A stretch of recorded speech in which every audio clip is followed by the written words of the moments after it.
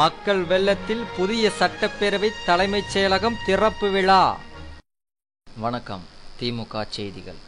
கலைஞரின் சீரிய முயற்சியால் சட்டப்பேரவை தலைமைச் செயலகம் கட்டப்பட்டு கலைஞரின் தலைமையில் காங்கிரஸ் தலைவர் திருமதி சோனியா காந்தி, பாரத பிரதமர் திரு மன்மோகன் சிங், ஆளுநர் திரு சுர்ஜித் சிங் பர்னாலா மற்றும் ஆந்திர, கர்நாடக, புதுவை மாநிலங்களிலிருந்து முதலமைச்சர்களும் சிறப்பு விருந்தினர்களாக கலந்து கொண்டனர். மிக பிரம்மாண்டமாக 450 கோடியில் உருவாக்கப்பட்ட புதிய சட்டப்பேரவை கட்டிடம் வரலாற்றில் பொன் எழுத்துக்களால் பொறிக்கப்பட வேண்டியவையாகவும் உலக அளவில் பசுமை கட்டிடமாகவும் கம்பீரமாக காட்சியளிக்கிறது. மக்கள் வெள்ளம் சூழ்ந்த புதிய சட்டப்பேரவை கட்டிடத்தின் சிறப்புகளை பற்றி திராவிட முன்னேற்ற கழகத்தின் அங்கங்களான தொண்டர்கள் மிகுந்த ஆரவாரத்துடன் கருத்துக்களை தெரிவிக்கும் காட்சிகளை இப்போது பார்ப்போம்.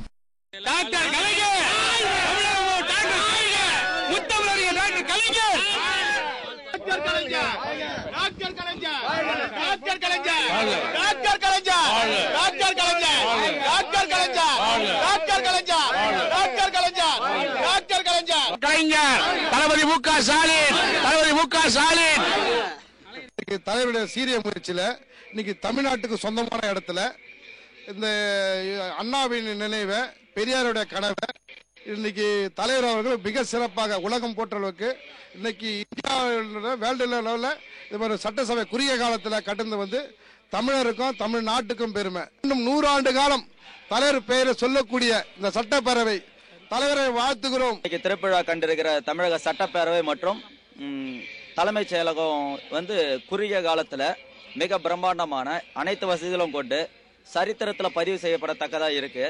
இத்தகைய சாதனை தமிழகத்தில் மட்டும் இல்லை, இந்தியாவில் இதுவரைக்கும் யாரும் செஞ்சதில்லை.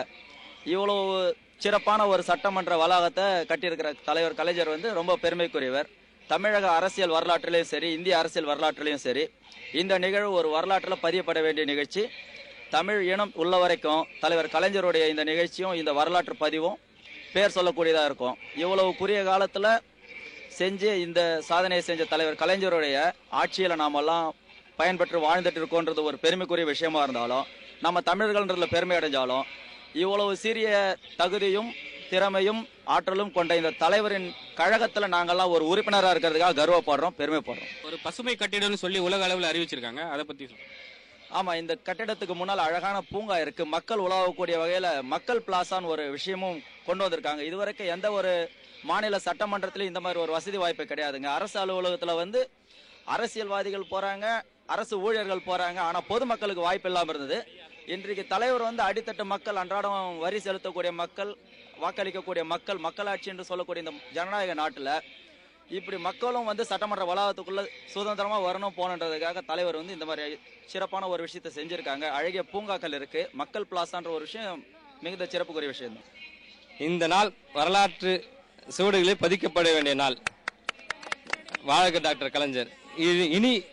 இனி வரும் காலங்களில் தொடர்ந்து திமுக ஆட்சி தான் நிலைக்கும். இந்த சட்டப்பேரவையில் திமுக உறுப்பினர் தான் அதிகமாக இருப்பார்கள்.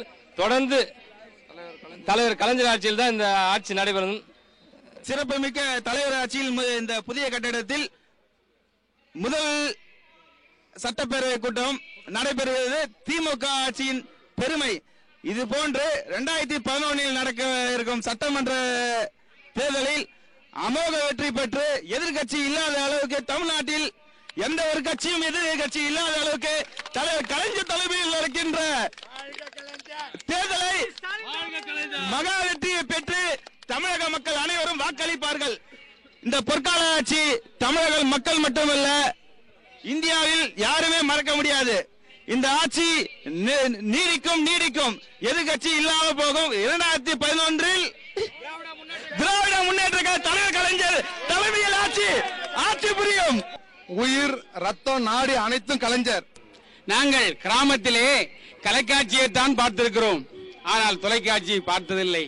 ஆனால் தொலைக்காட்சி தந்த வண்ண முதல்வரே, உன் திட்டமெல்லாம் நீ கையசைத்தால் எத்தனையோ சாலை ஓர மரங்கள், நீ விழியசைத்தால் எத்தனையோ சாலை ரோடுகள், மேம்பாலங்கள், நீ திட்ட தந்த முதல்வரே. நாங்கள் வியாழக்கிழமை கலைஞருடைய கடிதத்தை முரசொலியில் படித்து, என் தலைவன் புறப்பட்டு விட்டாயா சென்னையை நோக்கி, உன்னை காண ஆவலோடு எதிர்பார்த்துக் கொண்டிருக்கிறேன் என்று முரசொலியில் எழுதிய கடிதத்தை வேதவாக்காக நினைத்து நாங்கள் இந்த வரலாற்று சிறப்புமிக்க சட்டப்பேரவை கட்டிட திறப்பு விழாவிற்கு வந்துள்ளோம். சட்டப்பேரவை திறப்பு விழா கோட்டை இன்று காணும் பொழுது எங்களுடைய எண்ணற்ற தொண்டர் படையினுடைய எண்ணிலடங்கா தலைகளை கண்டு இன்று சட்டப்பேரவை கோட்டையை திமுக கோட்டையாக மாறியிருக்கும் காட்சியை பார்க்கும் பொழுது தமிழகமே வரக்கூடிய காலங்களில் தமிழகமே இனி திமுக எக்கு கோட்டையாக மாறும் என்பதில் எந்த ஐயப்பாடும் இல்லை என்பதை நாங்கள் உறுதிபட தெளிவுபட கலைஞரின் வழிநடந்து செல்வோம் என்று கூறி விடைபெறுகிறோம்.